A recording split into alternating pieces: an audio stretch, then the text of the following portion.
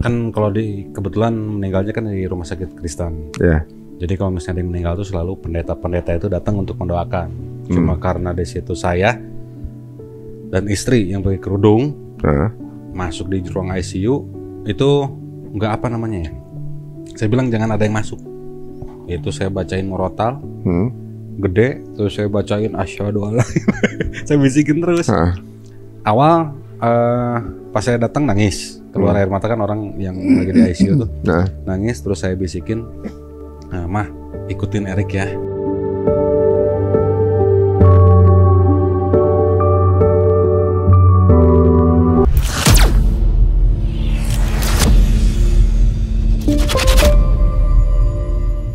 Kita mau nanya dulu mengenai proses yang di nyambung tadi, Ibunda. Itu gimana? Oh, ibunya Erik ya. Ya, waktu itu kan Erik informasi bahwa ibunya pengen ketemu saya. Ya. Ya udah ayo, saya bilang gitu. Siapa takut gitu kan. Baru cuma ibu-ibu gitu kan. Belum pendeta. Ngobrol lah sama ibunya. Alhamdulillah pembicaraannya hangat banget. Jadi kayak nggak ada jarak lah. Saya seperti orang tua sendiri ya, namanya kita udah deket sama Erik. Ngobrol-ngobrol, saya cuma bawa Bible yang kecil, Mas Ari. Bible yang kecil yang ada tulisan Isa Al-Masih gitu. Ngobrol, saya kasih lihat ayat ini. Akhirnya beliau percaya, oh iya ya kalau gitu Yesus tuh bukan Tuhan gitu. Alhamdulillah dong. Oke. Tapi ketika saya ajak, ayo tante kalau mau masuk Islam, ya dong kita kan ngajak. Iya. Ya bukan kita mempengaruhi atau apa. Dia bilang apa? Nanti dulu ya. Kalau tante atau ibu masuk Islam sekarang, nanti saudara-saudara begini-begini semua gitu. Oh sebenarnya sudah ada saudaranya keinginan. Mamanya Erik, maksudnya begini-begini tuh ngoceh-ngoceh atau gimana. Karena dia cerita, dulu saya pernah sakit, rambut saya rontok. Ketika rambut saya rontok, saya ke gereja, karena saya malu kan saya pakai kerudung. Masuk gereja pakai kerudung dibully, teroris kata gitu coba. Oh gitu. Sampai begitunya. Itu padahal teman-teman gereja sendiri gitu.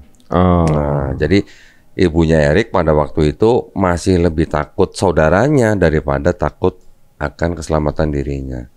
Oh gitu. Nah, ya kita kan nggak boleh maksa.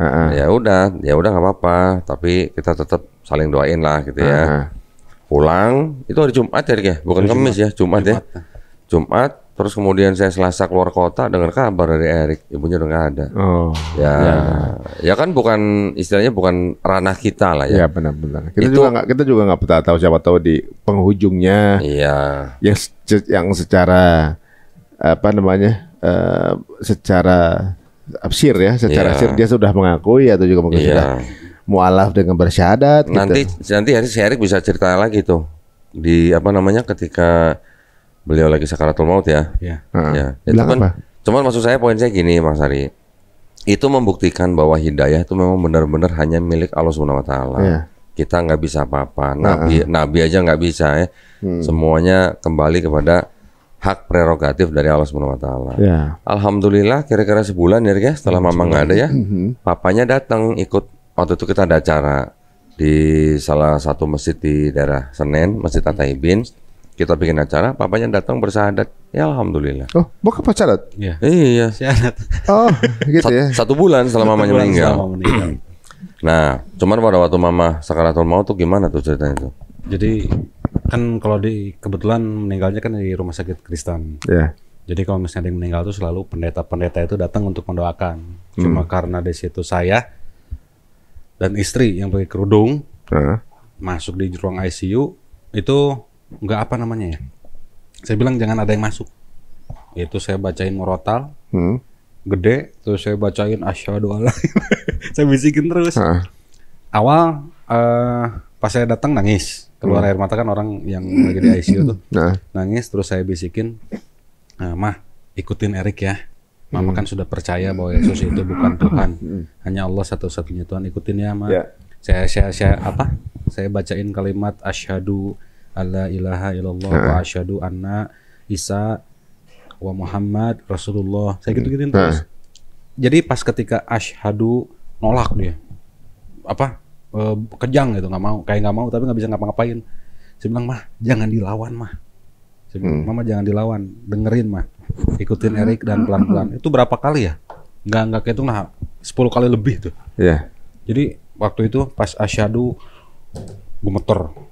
Asyhadu gemeter. Sampai pas ke berapa kalinya baru mah ikutin ya, pelan-pelan ya mah ya. Asyhadu. Nggak ngomong, tapi kan udah pakai selang kan. Allah gitu dia.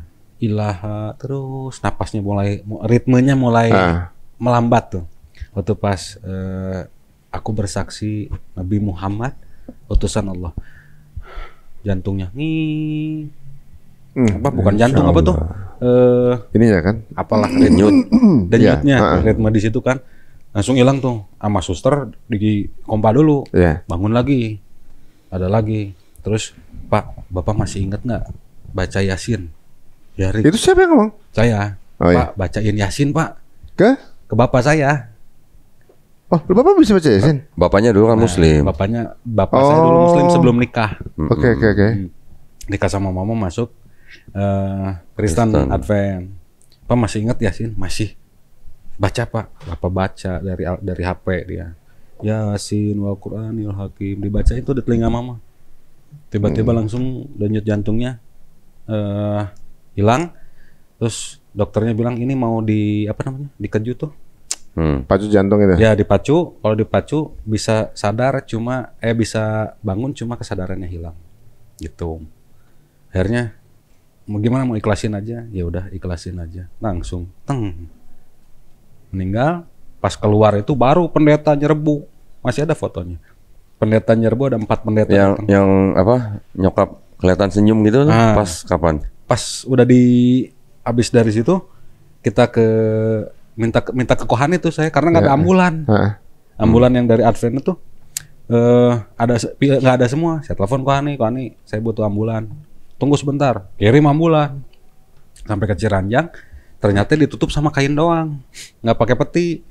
Tutup sama kain, udah beres. Saya nggak buka tuh, nggak berani buka. Udah aja bapak saya yang buka. Rik senyum katanya. Saya lihat memang senyumnya senyum yang kayak ngelihat sesuatu tuh senyum gitu. Udah aja ketiduran saya di kaki mama, di jenazah mama tuh ketiduran. Dibangunin kan namanya orang bangun tidur nggak sadar, tiba-tiba masuk duduk di kursi. Pas bangun udah di peti mama. Udah di peti. Nah saya ngomong sama Kodon dia yang bilang apa? Kok ini gimana meninggalnya mau secara Islam atau Kristen? Sampai bingung. Jam 9 udah masuk peti. Ya udah. Kohani pun bilang udah itu matinya gimana katanya? Islam atau Kristen? Nggak tahu. Udah ikutin keluarga aja bahaya katanya. Kodon juga yang bilang kalau nggak salah. Daripada nanti bentrok katanya. Akhirnya di situ itu 6 jemaat gereja datang. Saya masih ingat ya, gereja Kebun Kembang, gereja Pada Suka, terus gereja Naripan, gereja Pacim, terus sama gereja yang lingkungan sekitar, banyaklah orang yang datang. Nah, waktu pas belum dinyanyiin tuh, belum datang kebaktian masih senyum. Karena memang crowded kan, banyak orang, saya nggak ngelihat. Pas akhirnya pas mau tutup peti, saya lihat wajah mama saya cemberut. Coba. Bisa berubah gitu ya. Ini istri saya saksinya, masih ada fotonya. Fotonya tuh lagi tersenyum, tapi ditutupin sama kan kalau orang Kristen tutupin kain kan, pakai kebaya, masih senyum. Waktu pas mau ditutup peti, saya nggak sempat foto. Cemberut kayak orang yang jangan dinyanyiin gini lah gitu, sampai kayak gitu. Akhirnya ya udah, mau gimana? Kodonnya waktu itu lagi di mana ya kok ya? Cirebon kalau salah, apa Majalengka ya lupa. Majalengka. Dia bilang gua nyusul ya katanya gitu. Udah nggak keburu kok. Ini jam 2 jam 3 udah dikuburin. Dari situ udah aja. Dan ya, wallahu alam gitu ya. Apakah mama saya meninggal dalam keadaan kafir atau dalam keadaan muslim? Nggak tahu gitu. Tapi saya sempat bingung ini doainnya gimana mama ya gitu. Karena kan di Islam kalau orang ngedoain orang kafir nggak bisa.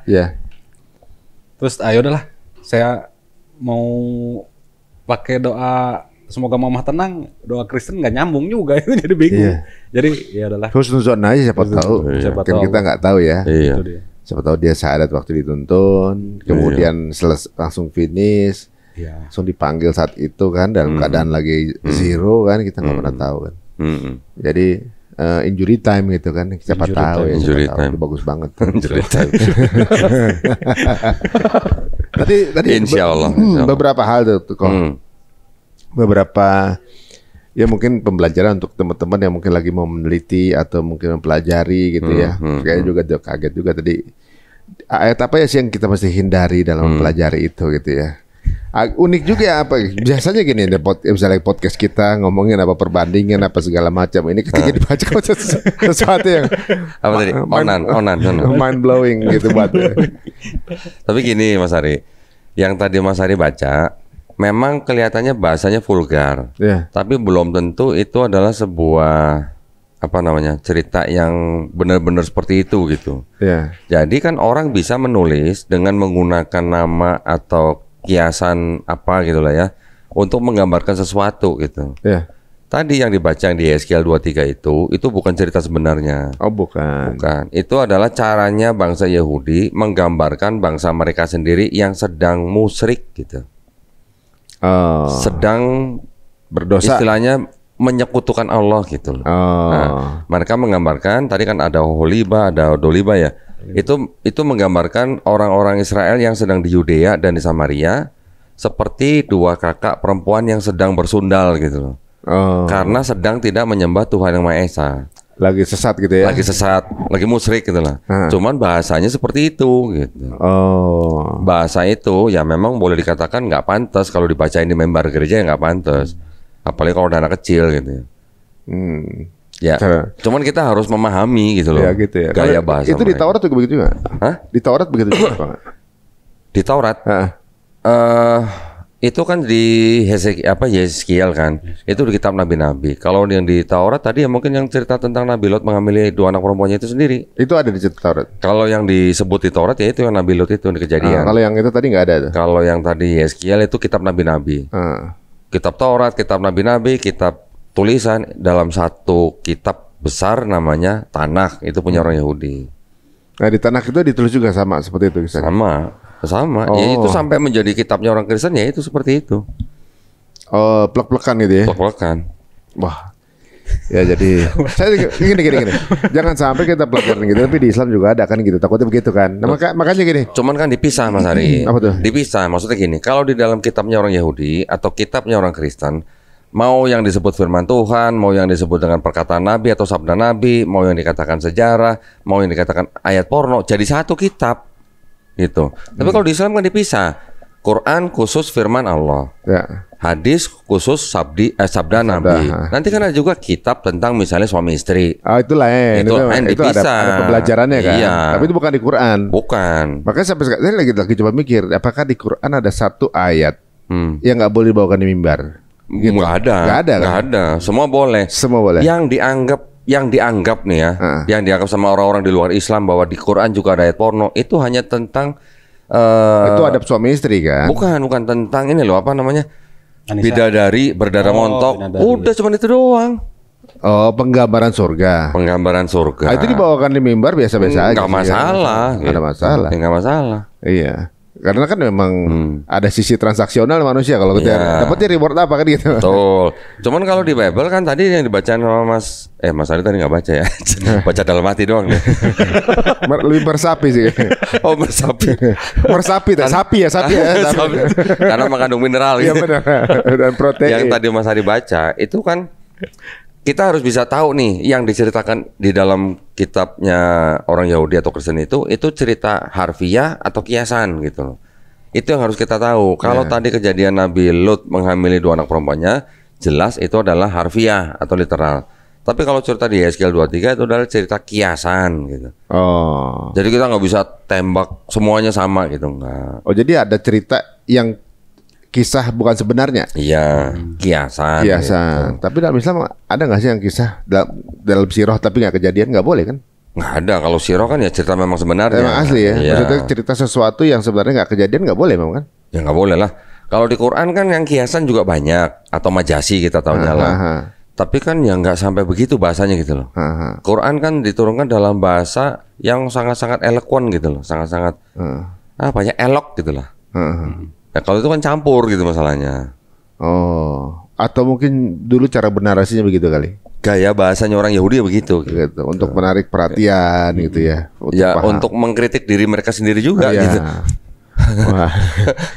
Dapat kasanah baru lagi nih sehari ini nih. Alhamdulillah. Karena gini.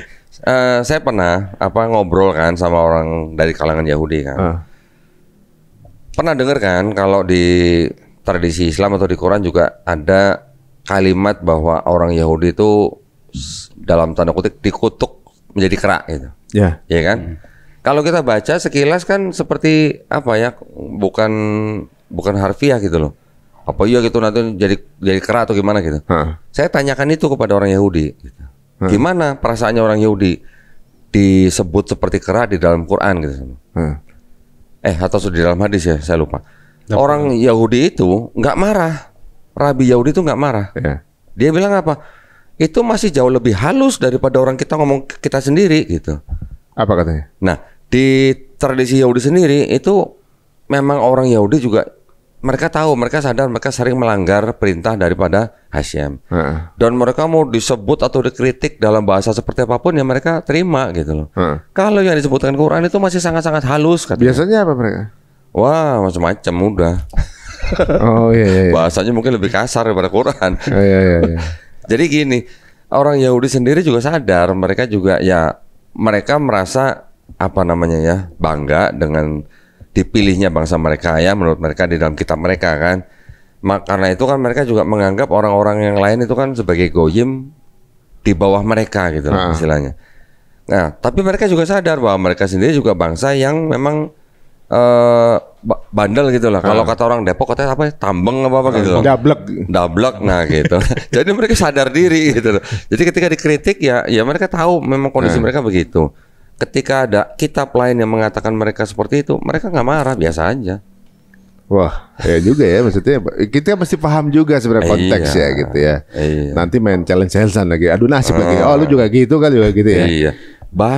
Bahkan ya, ketika ada apologet Islam yang klaim bahwa di dalam kitab mereka ada nubuat untuk Nabi Muhammad SAW, apa respon mereka coba? Kira-kira gimana? Apa katanya? Mereka akan ngomong sama temennya, udah biarin aja tuh sepupu kita kok. Gitu. Oh, mereka nggak apa-apa malah? Mereka ngaku bahwa Islam itu adalah sepupu mereka. Orang Yahudi? Orang Yahudi. Mereka orang Yahudi kepada Nasrani? Ke Nasrani? Ini nggak apa-apa nih. Iya kan Yahudi bukan kita. Iya nggak. Nanti deh. Yahudi memandang Kristen itu sebagai avodazara. Avodazara itu adalah penyembah asing. Maksudnya? Saya tegesin nih, maksudnya avodazara penyembah asing itu apa? Penyembah berhala, iya. Nah, gitu. Bagi Yahudi ya. Bagi Yahudi ya, bukan. Bagi Yahudi, Kristen adalah penyembah berhala. Apa berhalanya? Ya Yesus itu. Karena buat orang Yahudi, mereka tidak mengenal konsep Tuhan bisa jadi manusia. Nah, bagi Yahudi sebenarnya mereka lebih membenci Islam atau membenci Nasrani?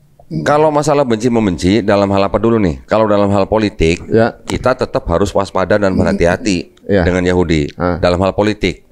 Tapi kalau dalam hal akidah, mereka tuh sama dengan kita. Mereka sama-sama monoteis. Mereka sama-sama tauhid. Ini antara Yahudi dan Islam nih.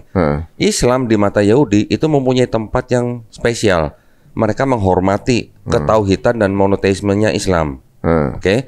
Dan mereka mengakui bahwa Tuhan yang disembah oleh umat Islam itu sama dengan Tuhan yang orang Yahudi sembah, yaitu Tuhannya Abraham, Ismail, Ishak dan Yakub. Ini ya pandangan Yahudi ini. Tapi ketika ke Kristen, Yahudi memandang Kristen ini adalah seperti orang yang sudah menikah tapi berzina atau berselingkuh gitu. Analoginya kurang lebih begini. Anggaplah ini ada laki-laki yang sudah menikah, ya punya istri. Ini ada perempuan juga sudah menikah, punya suami.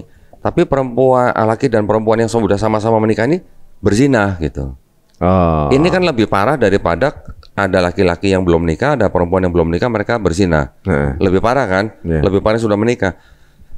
Jadi mereka menganggapnya orang yang sudah menikah itu seperti gini. Kristen dianggap sudah menikah karena mereka tetap juga mengaku menyembah Tuhannya bangsa Israel, Tuhannya Abraham, Ishak dan Yakub. Tetap menyembah Tuhan yang Maha Esa itu. Tetapi mereka juga menyembah Yesus. Menyembah Yesusnya itu yang dianalogikan sebagai berzina gitu. Menyekutukan gitu lah. Jadi mereka menyebut Kristen ini sebagai avodazara. Oh gitu ya. Jadi gini Mas Ari, sorry. Ketika orang Yahudi bepergian, Dan ketika mereka nggak menemukan sinagog, sinagog tempat ibadah mereka, mereka diperbolehkan masuk ke dalam masjid untuk melakukan sholat mereka. Karena mereka menganggap masjid itu adalah tempat untuk menyembah Tuhan Yang Maha Esa. Ya. Tapi ketika mereka bepergian, nggak nemu sinagog, nggak ada masjid, mereka nggak boleh masuk ke dalam gereja. Kenapa? Karena mereka menganggap bahwa gereja adalah tempat menyembah berhala.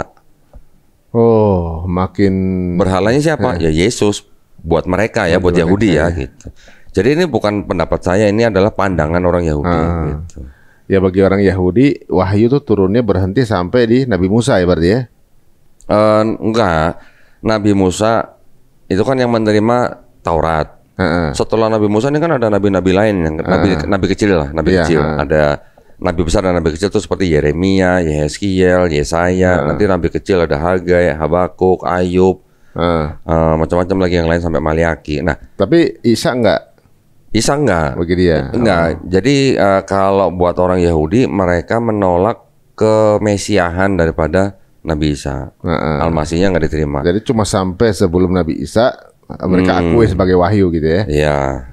Kalau Nabi Isa itu untuk mereka, ini kan kalau di Islam kan kita hanya mengakui Nabi Isa sebagai Al-Masih. Tetapi konsep Al-Masih di dalam Islam itu berbeda dengan konsep Mesiasnya Yahudi. Yang bermasalah antara konsep Mesiasnya Yahudi dengan konsep Mesiasnya Kristen. Kalau di Kristen kan klaim Yesus itu adalah Mesias yang dijanjikan di dalam kitab Perjanjian Lama, kitabnya orang Yahudi ini. Orang Yahudi bilang, tar dulu bro gitu. Istilahnya nih ya, Mesias yang dijanjikan di dalam kitabnya Yahudi itu adalah orang yang memang benar-benar manusia, yang memang lahir dari persetubuhan manusia gitu. Bukan Tuhan yang turun jadi manusia gitu. Ini kata orang Yahudi. Mesias yang dijanjikan sama di dalam kitab mereka itu adalah orang yang datang cukup sekali menyelesaikan misi gitu. Bukan orang datang menyelesaikan misi pergi datang lagi gitu, bukan PP gitu. Sekali datang udah jadi raja bangsa Israel udah selesai. Mesias itu nanti akan datang ketika sudah dibangun bait suci yang ketiga, Nanti tanda-tandanya macam-macam lah, ada yang sapi merah segala macam kan. Terus mereka bilang lagi Mesias yang akan datang itu dia datang kalau di bumi ini sudah nggak ada orang perang. Mesias itu nanti akan datang kalau di bumi ini semua manusia di bumi sudah mengenal Hashem gitu. Ya sekarang kan belum. Siapa yang dimaksud? Ya belum datang, memang masih dinanti sama orang Yahudi. Bagi mereka belum datang. Bagi mereka di kita siapa? Bagi mereka di kita maksudnya? Iya, yang ditunggu dia ini bagi beda sosok lah, beda sosok. Saya nggak berani menyamakan. Ya nanti saking cocokologi lagi.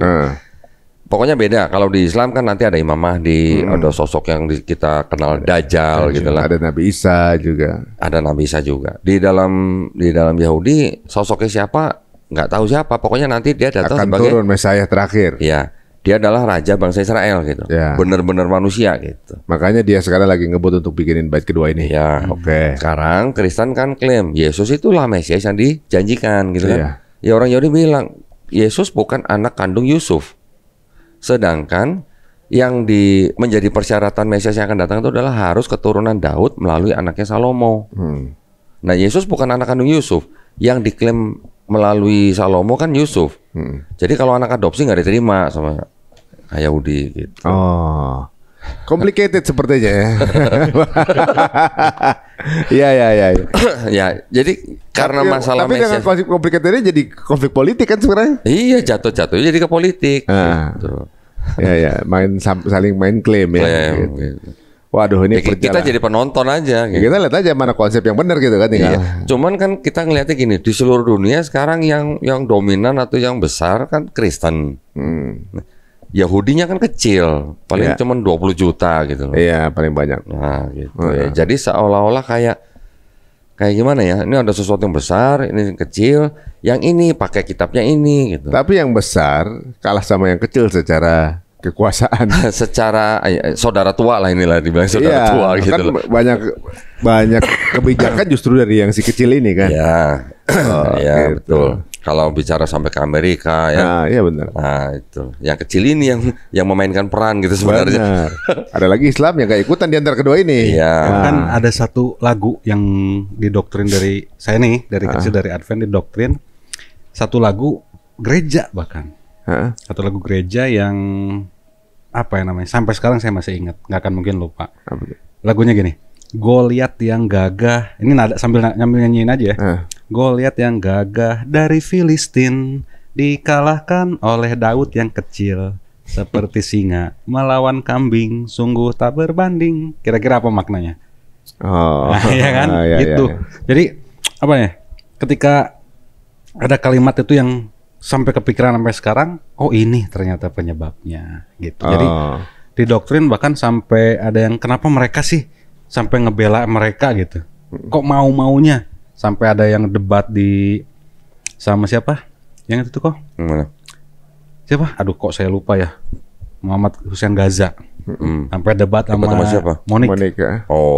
Monik orang apa? Bukan Kristen kan ya? Iya. Kok sampai membela sampai itu? Karena ada doktrin seperti itu dari kecil. Jadi mungkin kalau kita baca di Bible ada namanya Goliat. Goliat ini siapa kok di dalam Al-Quran tuh? Yang melawan Nabi Daud tuh? Aduh kok lupa saya. Yang raksasa itu loh. Iya. Jalut. Jadi Goliat itu mengalahkan Goliat ini dari Filistin. Besar. Daud dari sana dari sama-sama di tanah Palestina, tapi ada suku namanya suku Filistin yang memang sudah jauh lebih lama hidup ketika sebelum bangsa Israel datang. Gitu. Ya kan perang biasa lah namanya. Zaman dulu kan pasti ada apa perebutan tanah atau apa segala macam. Perang, tokoh dari bangsa Israel yang mengalahkan jagoannya Filistin yang merupakan raksasa tinggi yang mengalahkan namanya Daud gitu. Makanya bintangnya juga bintang Daud. Yang disebut Daud itu ya yang kita kenal dengan Nabi Daud alaihissalam. Gitu. Jadi apa ya? Ya ada dari kecil ada doktrin bahwa Filistin terus dikalahkan. Jadi memang udah ada doktrin di dalam ya. Di dalam kitab mereka memang bangsa Israel yang kecil ini nanti akan melawan bangsa-bangsa di sekitarnya dan akan menang. Ini di kitabnya orang Yahudi nih. Gitu. Sampai dibuat lagu. Kristen ini mengaku sebagai bangsa Israel secara rohani. Gitu.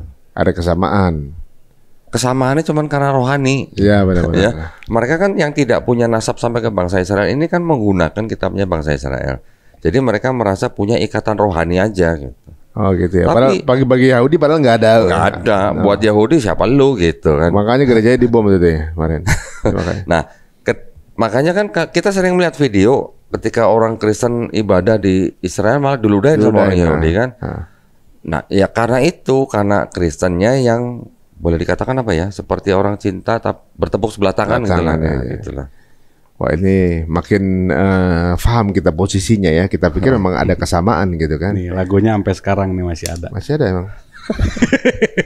Ada di YouTube? Ada dong. Nih. Jadi ini lagu anak-anak. Iya lagu anak-anak. Itu di gereja Advent dulu. Oh itu ya Filistin. Goliat yang gagah.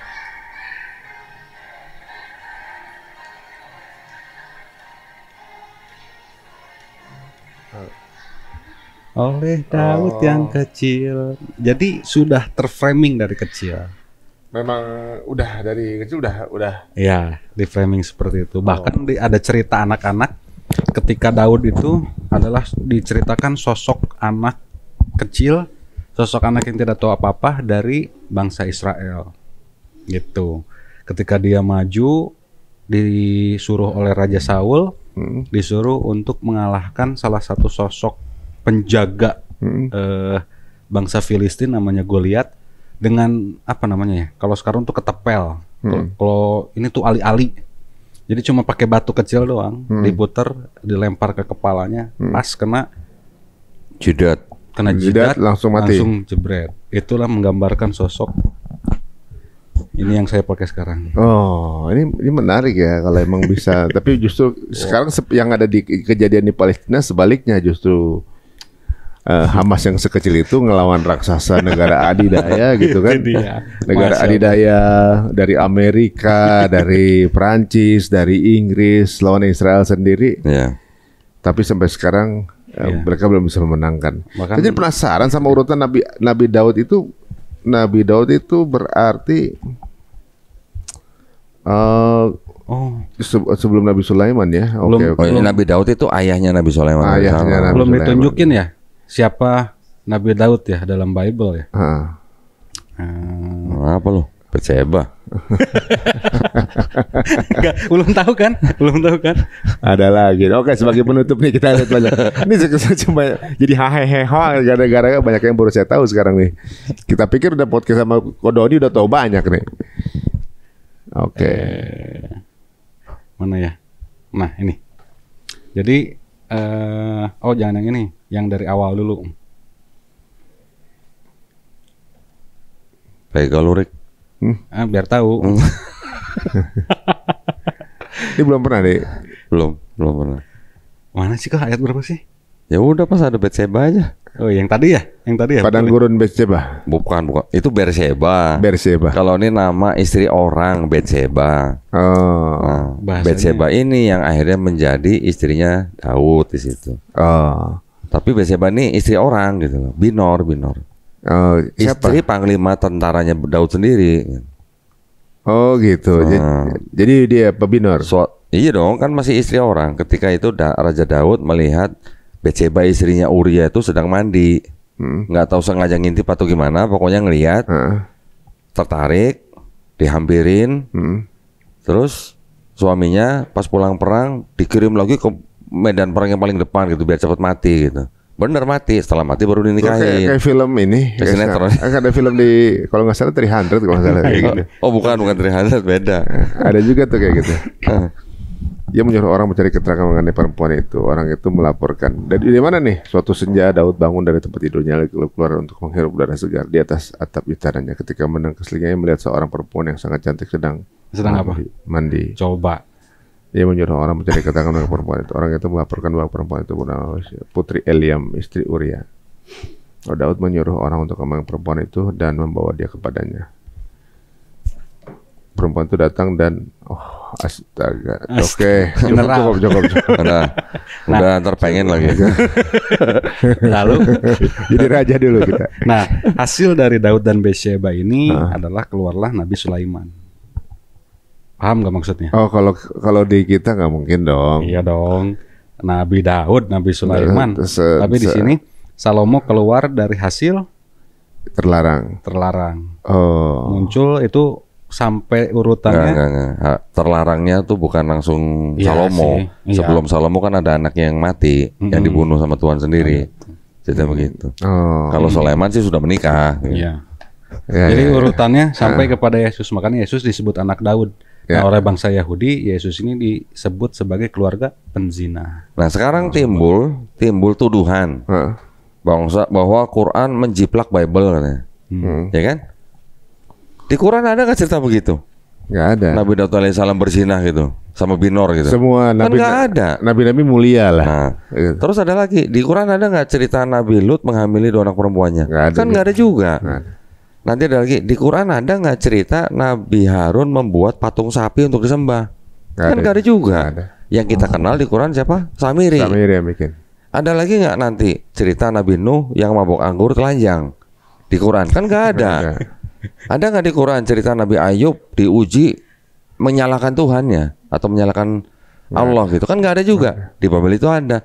Lah bagaimana ceritanya Quran menjiplak Bible? Orang ceritanya beda gitu loh. Iya beda. Gitu. Beda angle juga. Bagaimana kita jadikan bahwa para nabi ini teladan? Kan? Iya. Bagaimana? Kan gini. Kalau nabi-nabi ini nabi disebut nabi ya, melakukan hal-hal seperti yang disebutkan tadi ceritakan di dalam Bible. Kan pertanyaan jadi gini. Itu nabinya yang kurang ajar atau Allah salah pilih nabi gitu aja kan? Di sisi lain kita akan merasa jika pun ada nabi sekelas nabi melakukan ini, berarti kita boleh dong. Kan kalau ini jadi panutan gitu. Enggak, kalau maksudnya jadikan teladan gitu misalnya. Berarti kita boleh. Karena kan kalau dalam Quran senabi Adam pun doanya ada. Jadi doanya dari setiap nabi itu kita pakai masih habis sholat. Yang kita pahami kan gini, oke, nabi juga manusia. Nabi manusia juga bisa salah. Betul. Nabi, bahkan Nabi Muhammad SAW sendiri di Quran juga ditegur kan. Ketika nanti mukanya masam atau apa. Tapi kan itu baru kesalahan yang bukan maksiat gitu loh. Iya. Tapi kalau ini kan namanya maksiat, anak sendiri kok dihamilin, binor kok dijinahin gitu. Malah kok bikin patung berhala untuk disembah. Bahkan diceritakan Nabi Salomo di sini di Bible diceritakan pernah musyrik menyembah Tuhan yang lain coba. Itu Nabi itu. Masa Nabi musyrik gimana sih? Jadi saya nggak berani banyak berkomentar ya guys ya. Tapi gini ya, ini kan percakapan yang ada teksnya loh, bukan pendapat kita, bukan asumsi loh, ada teksnya. Jadi ya di dalam percakapan seperti ini bukan berarti kita ingin membenci saudara-saudara kita yang Kristen, bukan sama sekali bukan. Saudara besar kita, saudara besar Erik juga masih banyak yang Kristen kok. Ya kita menceritakan apa yang kita baca, apa yang kita lihat di dalam kitab mereka sendiri gitu loh. Jadi maksudnya kalau mau berapologetika, ini kalau orang Jawa bilang kan mbok yao gitu lah. Mbok yao berdasarkan teks gitu. Jangan hanya berdasarkan sentimen negatif gitu. Jadi kalau berapologetika boleh-boleh aja, tapi yang dewasa. Ada dasarnya ya. Ada dasarnya gitu. Tekstual. Bukan berarti kalau kita sudah memperbincangkan gini terus kita menebar kebencian kepada suku dan agama tertentu, enggak sama sekali. Itu aja sih. Ya, jadi mungkin bisa siapa tahu bisa jadi bahan cross check, kan? Bisa jadi bahan untuk mencari tahu. Siapa tahu ada hal yang diketahui yang tamu kita belum paham, jadi siapa tahu bisa ajak dialog kan, gitu. Soalnya Ko Doni ini dari kemarin mengundang untuk berdialog untuk beberapa mungkin pembuka yang mungkin ada pengetahuan yang belum diketahui Ko Doni gitu ya. Tapi sampai sekarang kalau mau komen belum ada gitu yang kemudian menyambut uluran tangan ini. Nah, terima kasih nih Bang Erik ya. Menarik banget. Banyak hal yang saya justru baru tahu. Saya pikir saya ngomong-ngomong Ko Doni udah semua nih saya tahu ya. Oh belum, masih jauh. Ternyata ada beberapa hal. Ada ternyata ayat-ayat yang bisa dipakai untuk menjerat atau juga menjebak teman-teman Muslim untuk kemudian berpindah akidah. Nah itu perlu kita tahu. Alhamdulillah juga kita udah ada obrolan seperti ini. Dan menarik tadi ya, ternyata di dalamnya juga ada Ko Doni juga di sana. Dan teman-teman juga jika mungkin ada kisah-kisah menarik lainnya yang juga ingin di-share atau juga mungkin diinfokan kepada para tamu kita atau pada kita, monggo silakan tulis di kolom komen. Ya mungkin Bang Erik mau menyampaikan apa gitu dengan para keluarga yang sekarang mungkin masih mungkin belum sepakat sama Bang Erik gitu, misalnya masih sebel sama Bang Erik gitu misalnya.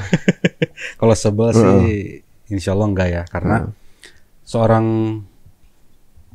seseorang yang menyatakan ingin masuk ke dalam Islam, meskipun keluarganya menentang, meskipun keluarganya tidak setuju, bahkan ada yang dirantai, ada yang dipasung segala macamnya, insya Allah dengan engkau menunjukkan akhlak dari yang diajarkan oleh Rasulullah, insya Allah mereka akan luluh.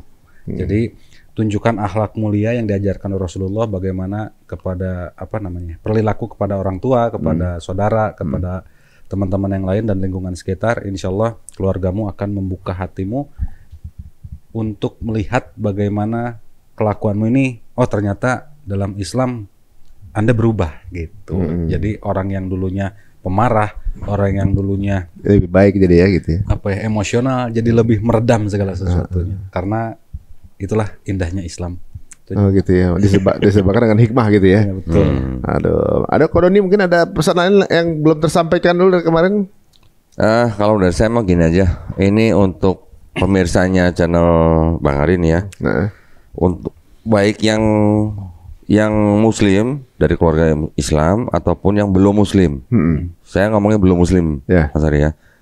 Kita doain supaya mereka jadi Muslim. Kita ingat untuk yang Muslim supaya tetap ingat fitrahnya. Fitrah manusia kan Muslim, ya kan. Buat yang belum Muslim, yuk kembali ke fitrah. Itu aja. Jadi jangan jangan kita memegang ego. Kita tetap harus tahu fitrahnya manusia adalah Muslim. Muslim adalah orang yang berserah diri kepada Sang Pencipta. Selain itu pasti ajaran manusia gitu. Menarik tuh, ajaran manusia. Kita cek di antara keyakinan di muka bumi ini mana yang ajaran dari manusia, mana yang langsung dari tadi dibilang tadi jalan yang lurus ya. Terima kasih nih Ko Doni sama Bang Erik. Mudah-mudahan siapa tahu tayangan ini akan bawa hadiah buat saudara kita yang sedang proses ya. Mudah-mudahan juga akan memberikan keuntungan teman-teman semua menyaksikan acara ini. Jika dirasa menarik, monggo silakan share tayangan ini sebanyak-banyaknya.